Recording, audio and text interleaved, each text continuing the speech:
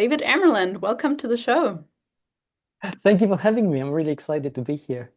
I am excited that you're talking to me today as well, and to all our listeners, and telling us more about your book, Built to Last, but more importantly, to also just share with us your philosophy about fitness and sustainable health. First of all, what's the number one thing you are excited for our listeners to take away from this conversation today? I really want everybody who listens to this podcast to understand that fitness is non-negotiable in their lives and that the tiny changes they can make in their everyday lifestyle or their everyday sort of activities will have a huge impact as they get older. Oh, wonderful. I love that. I do truly hope that that message sinks in very, very deeply, and love how you mentioned that, or how you called it, a non-negotiable, because that's truly what it should be. It should be like sleep, like eating on a regular basis, that we just think we need to get some movement in, whether it's just, oh, just quote unquote walking, or whether it's a proper strength training workout. So please tell us how it came about that you wrote this book, Build to Last, and what your message in it is as well. Okay, so um, I never intended to write a book on fitness, and I've been fit all my life. I've been training since I was 13, and I have a black belt in three different martial arts styles. I've done sports all my life. And for all the time since I was 13, I've pretty much trained every day, the whole year. I've always done something. There hasn't been a single day when I haven't done anything. And I know it sounds very disciplined and it sounds very driven. It's driven but not disciplined. It's kind of necessary. When I got into it, it was my safety valve, and it continued to be my safety valve, the thing that kept me sane. So for me, it's a coping behavior that simply became my lifestyle and allowed me to function at a high level despite the stress that I was feeling in my life. So Build to Last came about as a result of conversations I had with friends, in particular one friend. I sort of I have a friend who's a cop, and we train together once a week on a standing as a standing sort of arrangement. I have a home gym. He has a home gym. So we train on our own, but also once a week. It's a social thing. We get together for a couple of hours. We do the stuff we do. And if there's, anybody who's trained with another person understands that the moment you're training with somebody, because you're talking, the intensity level can actually go up and you don't feel the strain. So you can do things which are harder, which we like. And we talk. And he used to tell me, things he'd read about fitness, which sometimes were kind of myths, and we bust them together and say why this doesn't work or whatever. Well, I have some new study which I'll bring up and I'll say, listen, this is what they say, and this is how bodies change over time. This we should be doing, we should be looking at this or looking at that. And through those conversations over a period of about 3 years, the seed that became Built to Last came about. So that's Very, how it started. very cool. Again, it sounds like it's a combination of personal experience, philosophy, but also very grounded and rooted in science and things that you Yes. and your friend have accumulated and brought together, in the sense of the latest research, or maybe just also trying things on your own and seeing how does that affect my body, how does that affect your body, and yeah, comparing and also collecting things that way. So really, really cool. And I took a look through the book, and also more specifically the chapters of the book, and I really like how you started it off with the first title, which is Paradox of Fitness. Mm. I would love to hear what you mean by that, or if you can explain to our listeners what you exactly mean by the paradox of fitness. Yeah, absolutely. And thank you for bringing it up. Now, we live in a world of plenty. We have staggering amounts of information at our fingertips. We know more than ever from science of how the body operates, how we operate. We know more about nutrition. We know the necessity for sleep. We know all those things.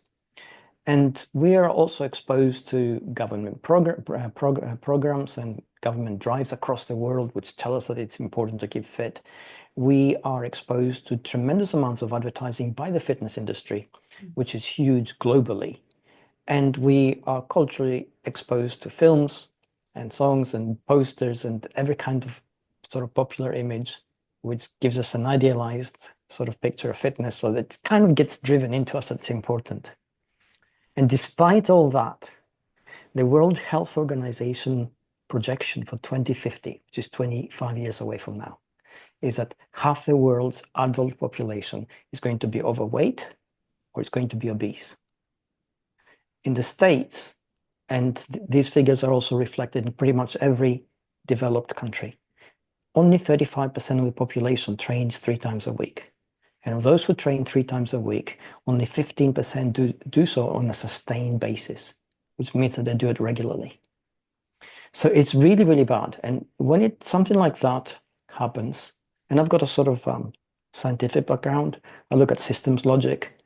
So we look at something like this, and it's not lack of access, it's not lack of information, it's not lack of equipment or even the desire to get fit. I mean, globally, we spend 828 billion on fitness. And in the States, people spend every year upwards of 286 billion on fitness. We get books, we get the gear, we get the shoes, we get the equipment, and then we never use it. So something is fundamentally wrong. And this is the paradox. When something doesn't work out at that level, the problem isn't we don't have access to the information, we don't have access to the means. It's in the way we operate as a system ourselves. So essentially, there's something fundamental in us that stops us from exercising. And this is what we should seek to understand. If we understand that, and I will explain it in a second, then we are in a better position to basically understand why it happens and how to make it go away, or we can work around it. Now, the reason that we don't exercise is because we have a natural aversion to it. People who are fit, you've exercised all your life pretty much, as I have. You know that when the time comes for you to go to the gym, at the very back of your head, there's this small voice holding you back. You feel the resistance to it. You feel that, okay, you have things to do, there's work to be done, you're already fit, maybe you should miss a session, go twice as hard the next day. All those excuses that come up. And we have this natural aversion, and this is me. I've exercised all my life.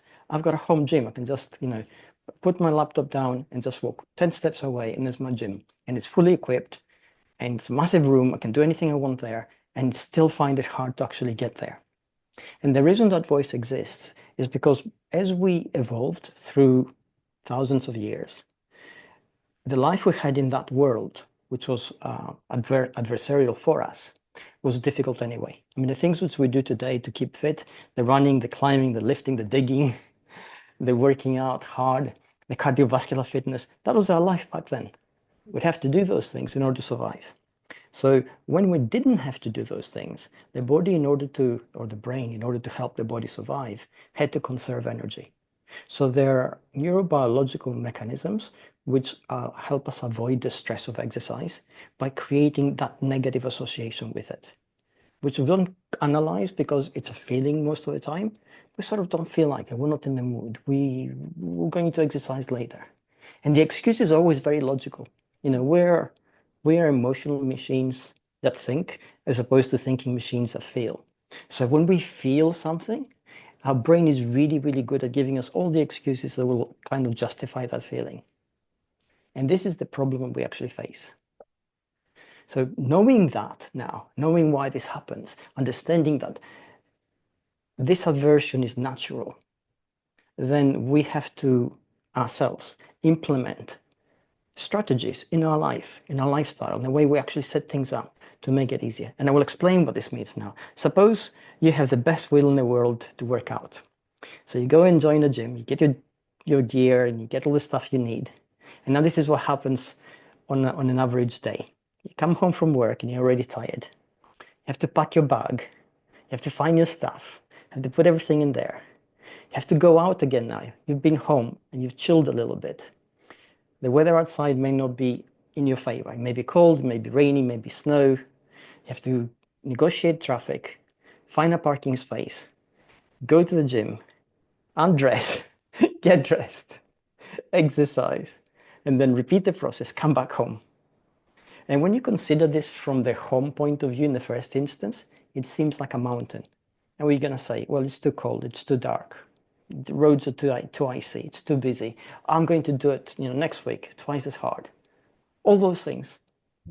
And it's really important for us to understand that those obstacles, which when we initially plan for them don't seem so massive because we plan from a good place, on a bad day, they're like mountains and we don't want to climb them. And I understand that. So really the strategies around that, the way that we sort of navigate this kind of difficulty is by having what I call contingency plans. Okay, we've planned to go to the gym 3 times a week. We know that life's going to get messy. We know that things are going to get difficult. We know that sometimes we'll not be able to make that. So what do we do instead? If we accept that exercise is non-negotiable and we need to do something, then we need to have something to do.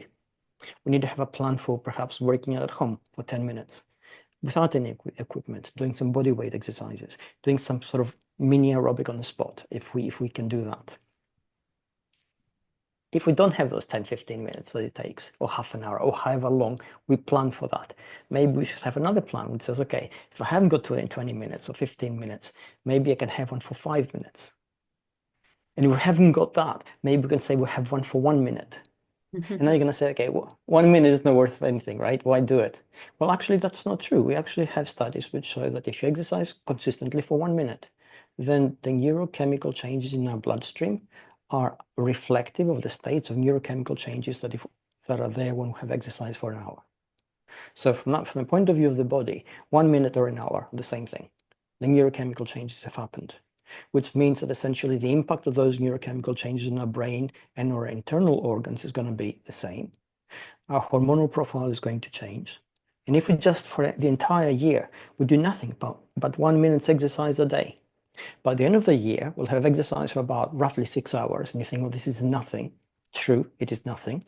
But we'll be fitter in a better place than if we hadn't done those 6 hours.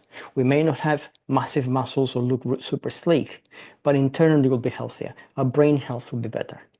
Our ability to self-regulate our emotions will be better.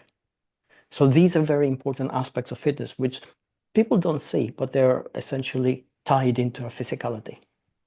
I So love it. I think also beyond the physiological effects or lack thereof, what's more important with that contingency of even just a minute or whatever is you don't have the feeling of, I didn't achieve it. I failed. And because of that, the rest of the weekend, the rest of the week, it doesn't matter. And I'm going to get back on quote unquote track next week or whatever. No, you are continuing to tick that box, even if it is 1 minute. And therefore, you're building your own self-belief. You're building your own confidence. And hey, I can keep doing something. I can build a habit. And maybe, maybe that's your year number one. And in year number two, you manage to do an average of 2 minutes of exercise every single year. And maybe the third year, you manage to do an average of 3 minutes of exercise every single day. Sorry, I mean, and if you build on that, at some point, the 45-minute or 30-minute workout daily or movement daily is going to be part of your identity because that's essentially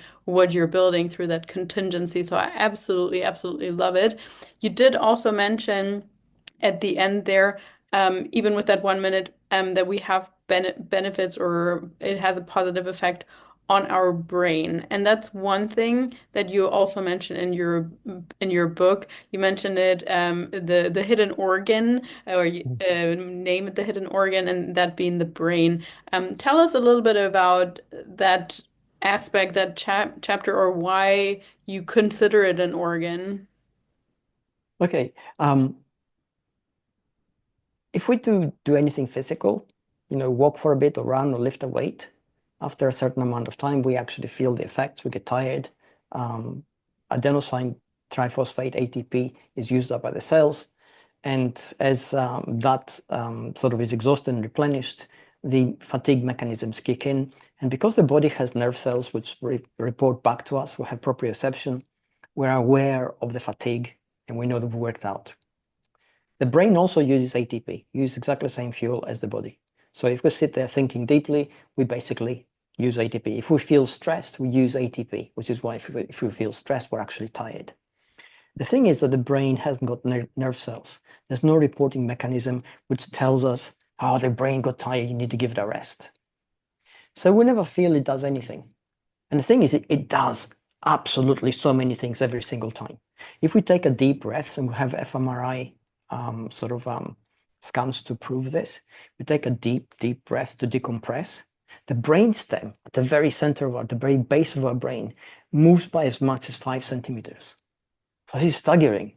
And we don't feel that. Although if we are stressed and we take a deep breath, we kind of feel something in our head, which is a sense of that movement. But because there are no nerve cells there, we're not aware of it. But we kind of feel that change in sort of pressure, internal pressure in the brain because of that movement. Because the brain is involved in everything, and we don't know it is, we tend to overlook it. We think, oh, I need to exercise my body. You are basically also exercising your mind, and your mind also can affect your body. And the two are not separate. We used to think, okay, it's this or that. And it's actually, there's nothing the body can do that is not governed by the brain. And there's so many different levels which we need to unpack here. One is obviously the neurological one. The brain sends signals to the body then activates motor neurons, and we move. And it's the same whether we walk or sit or stand or jump or kick or lift weights. And the number of times we can do that, the dexterity we can actually bring about, the intensity of the workout itself, which will depend on how many motor neurons are recruited in every single movement, will to some extent depend on the strength of that signal. And if that signal is weak because we're tired, we're stressed, we're exhausted, the quality of our workout goes down. So this is a very direct aspect. At the same time, the movement of the body affects the neurochemistry of the brain. If we've been stressed and we move, we walk, we jump, we dance, what happens? We feel happier. Stress goes away because the neurochemistry in our brain has actually changed. So there's a constant bi-directional conversation between brain and body. And this is on a physical level. But there are other elements to this. There's a psychological one. We have a sizable body of scientific work which shows that the way we imagine ourselves as we do things is reflected back by the performance of our body. The particular thing here that sometimes we watch people train in films and in movies and in gyms, and they're in front of a mirror and they watch themselves do an exercise, and you think it's a vanity thing. And it could well be that, but essentially there is a very direct link there, because the feedback we get from the mirror allows the body to focus on the movement and the brain to concentrate on it. And this is what we know. If we do the exactly same thing, one person does it blindfolded and the other person watches themselves do it in the mirror. And let's say we do curls, which is a bicep curl, classic vanity move. The results of the person actually watching themselves do it can vary in terms of performance, in terms of effect of how the muscles will respond afterwards by as much as 15%, which is staggering. So that's that feedback, that visual feedback of the image of our brain that sees the body working out actually allows the body to perform at a higher level. So this is one element of that. There's another element, which is how we imagine ourselves as we change. And a lot of the stuff which we do, in order for it to be sustainable, has to be emotionally connected to us. I mean, you mentioned earlier that through exercise, we build identity. You're absolutely correct. If we don't tie our identity to what we do, which means that our emotionality then is integrated into the physicality of what we are taking part of, then the value that we ascribe to a stressor we're going to undergo for some kind of expected result, which becomes all the more uncertain, is going to drop, and we're going to drop out. We're not going to do it properly. We're going to say we're too tired. We're going to say, oh, my body hurts. Tension will go. We'll get bored. Life will get messy. Exercise is going to go by the side, out of the way. Unless we're emotionally connected to it. Unless it's become part of who we are, and who we want to become. And then the value we ascribe to the stressor we experience drops, so the stressor is not as hard anymore. The value we ascribe and the weight of that value to what we're actually trying to achieve goes up. So then our motivation changes. And motivation, essentially at a neuroscientific level, is a chemical soup in our brain that takes us from a place of discomfort to a place of greater comfort. So, we need to have that emotional connection and this reassignation of values in order for us to be able to do it sustainably over the long term. You explained this so nicely, the various aspects, and I think if we tie all of them together, it's so clear how our body is just really a holistic system and how everything is interconnected and just communicating from both ends to another. And I'll give you an example that comes up for me to the point of what you said there about what value we attribute to something. So I personally, and people that know me know this, I hate the cold. I despise the cold. I do my very, very best to chase summers, I love the sauna, give me the beach every single day, right? But nonetheless, this year I decided to undergo the experiment of subjecting myself to cold plunging. And the very first time I got in, my whole body and my whole system was screaming, Lisa, are you freaking crazy? Get out of this. This is dumb. You're gonna die. And I managed to have a sort of like a metacognition conversation with myself and just be like, I basically used the mantra of this is good for you. This is good for you. I just kept reiterating, like, imagine the health, the dopamine you're going to feel afterwards. Imagine how great you're going to sleep tonight, how good this is for anti-inflammation. I kept telling, even though the other half of me kept screaming, like, no, you're dumb, get out of this. Like, literally came to the point where my feet and my hands were tingling and sort of almost numb. But after a while, I realized or could feel my breath sort of relax, my heartbeat slow down, and the other half won, thankfully, and was just like, this is good for you. And so now, believe it or not, I mean, I'm only like 10 sessions in, but I'm very, very, very proud of myself because truly I hate the cold. I'm literally looking forward to this. Like, I mean, I'm hating still every single second while I'm in it, but I'm like beforehand, I've almost built up like a positive anticipation. And afterwards, I'm just so proud of myself that I got through it doing something that I truly intrinsically hate. But it was honestly that, like, if I would not have perceived or I would not have attributed that value to it, and someone would have just thrown me into cold water, it would have been a completely different story. Mm. I continued to tell myself I'm going to die because it's so cold or whatever. But because I was able to reframe that and just tell myself, you're the person who does a cold plunging experiment or who benefits from cold plunging. It was very interesting for me to almost witness that from the outside, how my body and my mind started to accept these circumstances. So I yeah. love that.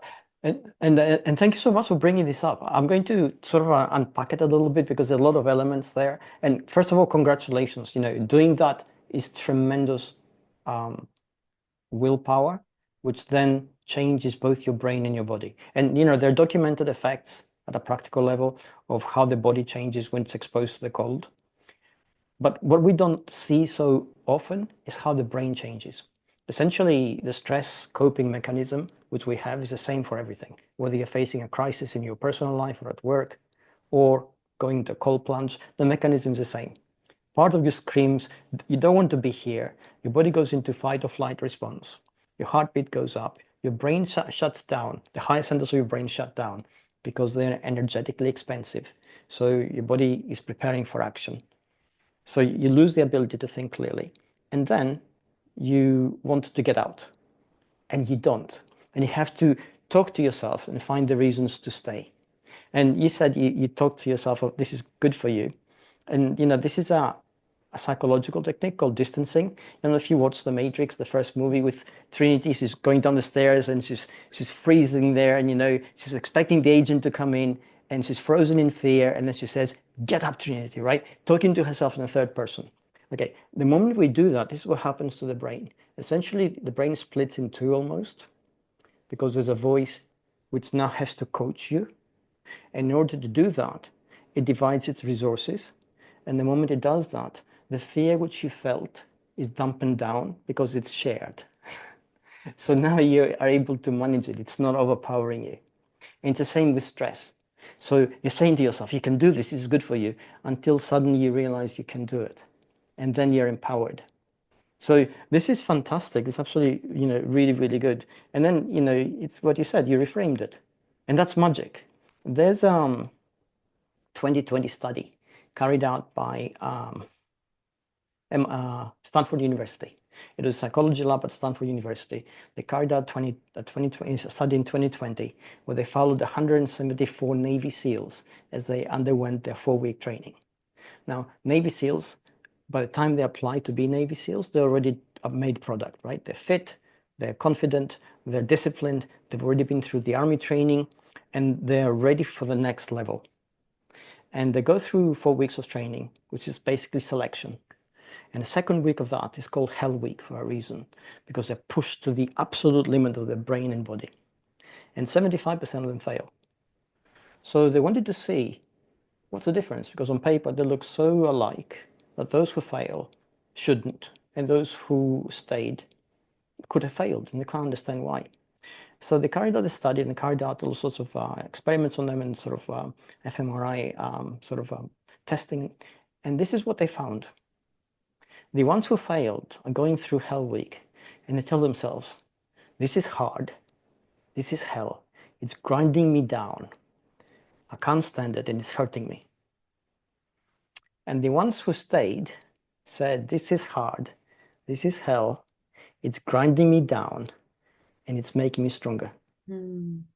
So basically they reframed it. They both had the same experience. You know, it's a glass half full, half empty kind of moment, right? The glass is always 50%. But if you see it as half full, your brain changes. You feel less stressed.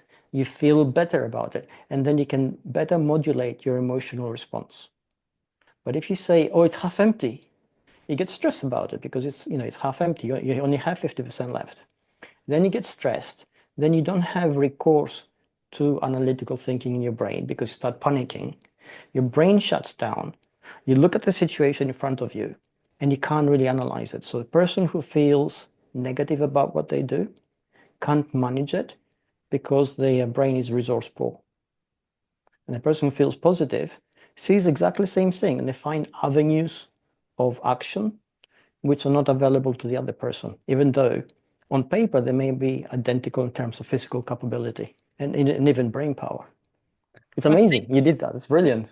thank you, and thank you for explaining the mechanisms behind it so beautifully. And I sometimes try to get clients to do that when they're in a weight loss phase and hunger comes up. They're like complaining of hunger. I'm like, okay, I know your body's trying to send you the signal of you need to go and get food, but first of all, let's look at it logically. You know, you want to lose 20 pounds of body fat. You have resources. You're not going to die in a second just because you're not listening to that hunger cue. Point number one. Point number two, let's reframe it as something positive, that what we're doing is actually working, that you're actually consuming less than what your body is burning. Therefore, you are gonna access those body fat stores that you want to get rid of. Oh, okay, sure. And number three, just think about, you know, where your next meal is going to come from. It's not like you actually need to go and hunt for something and there is a true food shortage, but yes, to your point, like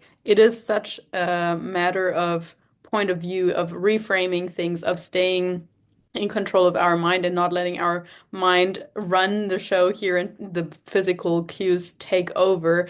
And this kind of leads me very nicely into another question I wanted to ask you. And part of your book also speaks about a fitness quote unquote recipe, which I absolutely loved, and especially that it was quite focused on reducing inflammation, because we all know that our environment and overload of stress and the foods that many people have access to or gravitate to, they're highly inflammatory. And Mm. if we're just in a chronic state of inflammation, we also know that leads to chronic diseases and so on, high risk of death. So please share a little bit of your fitness recipe with us and the components of that. I know it's very extensive, but maybe just a few pointers would be great. Yeah. Okay. I mean, basically, there's a thing to stress out, to sort of point out, which is that when it comes to fitness, the only true expert on us is us. You know, it's very difficult somebody to externally observe us and really know our true internal state.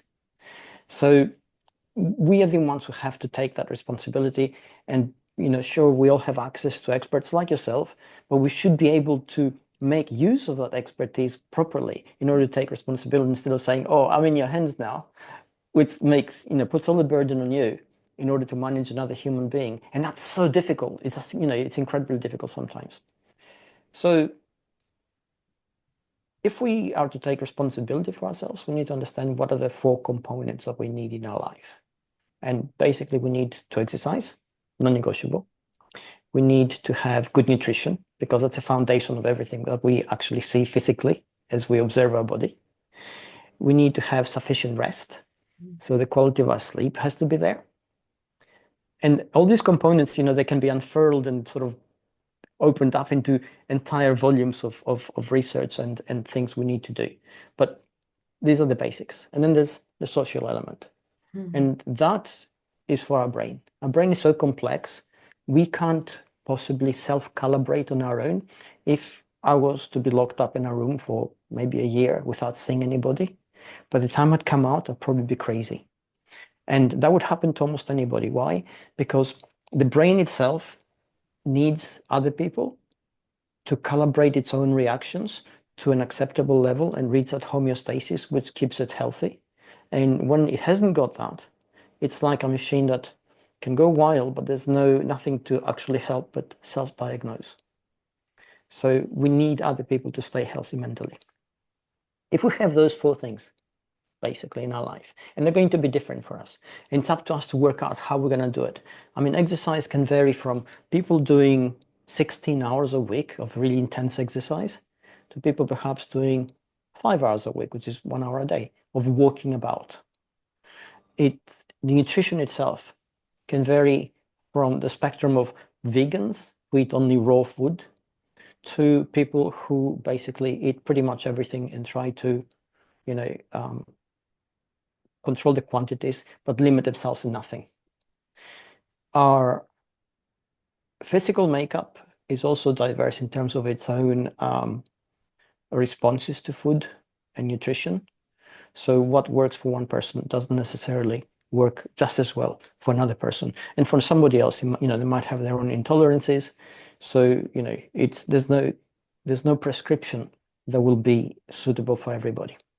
So, so it's important to experiment. Excuse me. It's important to experiment. I choked. And through that experimentation, the one thing that will help us, and as we age ourselves, things will change. Our tolerance to some things will become better. Our tolerance to some other things will change. And that includes exercise. Our ability to stay up all night and then go to work the next morning kind of fades after we get past 20. So there you go, because the brain itself loses its tolerance to the toxicity that is created by losing a night's sleep. So knowing all these things, then we need to have the ability to evolve as we age, and also the ability to evolve in what we do as we change. And this is the ultimate fitness recipe, basically. It's do the things that are good for you and avoid the things that are bad for you. But know what those things are. Know how to put them together. Know how to seek the help that you need in order to fill the gaps in your knowledge. Understand that everything you do will have an impact, and then find ways to record what you're doing and measure that impact. I mean, there's zero possibility of changing something which we can't measure, because we have no idea how to change it and have no idea how to actually identify the impact it has on us. So in these days, everybody journals in some way. We all have phones, they all have apps. Keeping track of what we do has become really easy. And the only reason we don't is because we don't understand the true value of that. So once we understand that this is a very good way of seeing how our internal system works, it gives us a very granular picture of ourselves, what is good for us, what is bad for us, what can hurt us, what will help us. Then we become better managers of us. And that makes it sustainable in the long term in terms of how we feel, how fit we become, how well we feel inside our brain, how we operate when we're under stress. All these things are contingent on doing those actions. Yeah, and you know what, David, and in regards to the awareness and the recording, I think it's so key because it really allows us to draw some correlations as well and to become kind of our own coach because sometimes Mm. our feelings do blur or blunt the vision, and we're just like, oh, I feel horrible today. I'm gonna punish myself with this extra long run or whatever, as opposed to just saying, hey, maybe you're just a bit more bloated because you ate out yesterday. Don't work out because you punish yourself.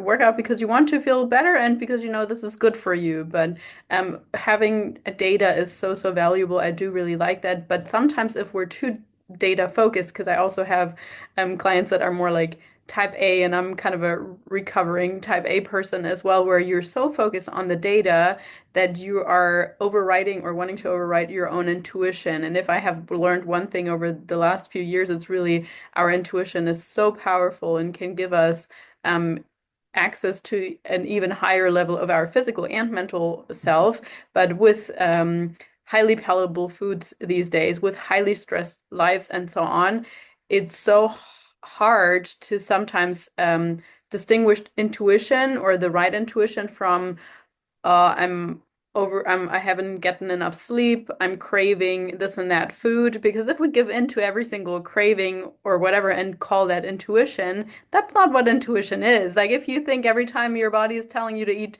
chips, that's not your intuition, right? We need to distinguish between like what's actually going on there. And so sometimes the balance, I will say that I do th find that quite difficult to teach and also to learn for myself the right amount of, okay, where do we just follow the plan because it's the plan and you don't listen to your intuition that wants to keep you in bed in the morning when you're supposed to work out, and we just ignore that and we go anyway, versus the day where you shouldn't work out super hard. You should listen to your body and just maybe do a yoga session instead and go for a walk or whatever because your body's calling for extra rest.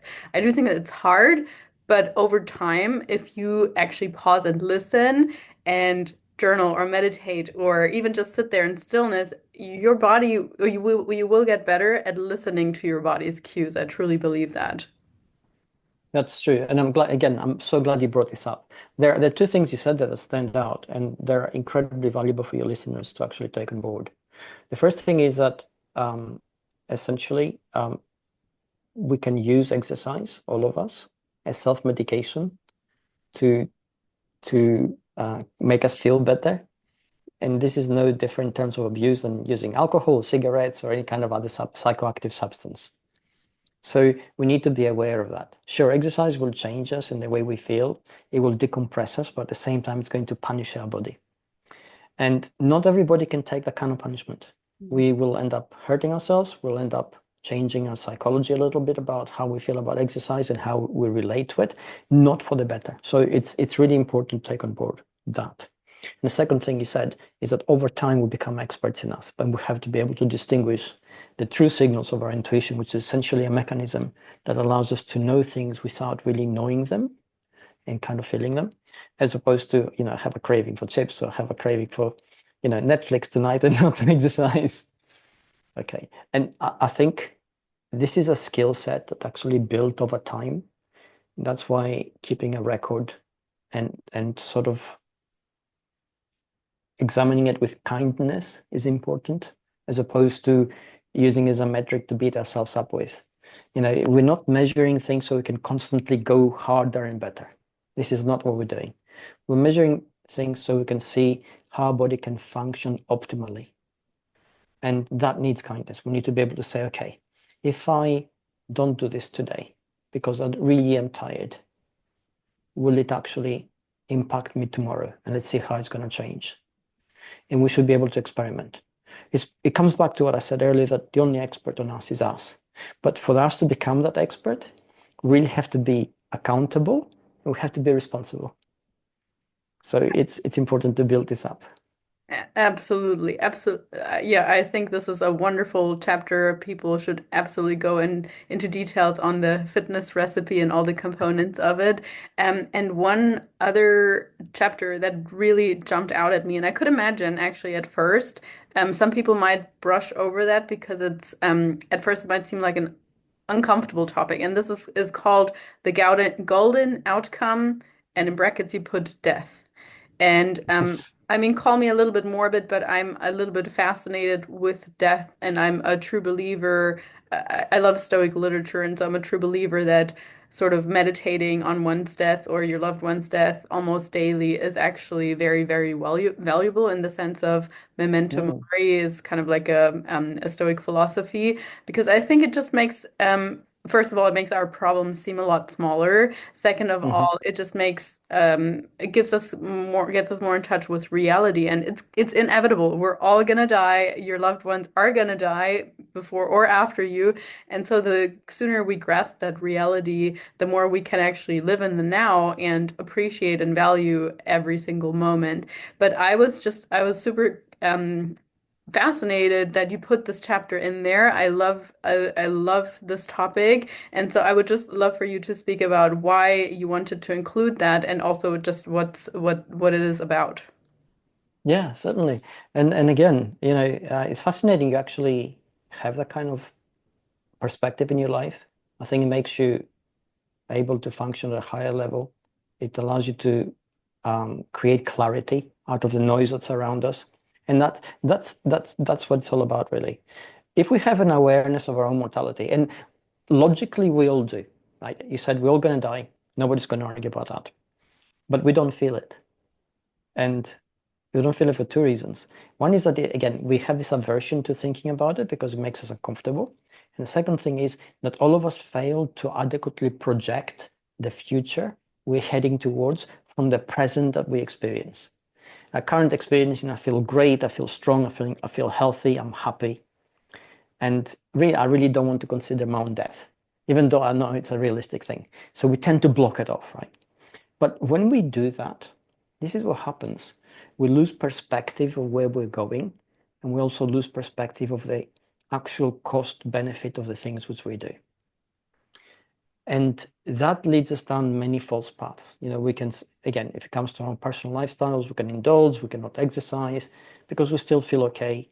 We can, not have clarity in our thoughts, make mistakes in our life choices, when all these errors, and if we take this as a system, it becomes system errors and they accumulate.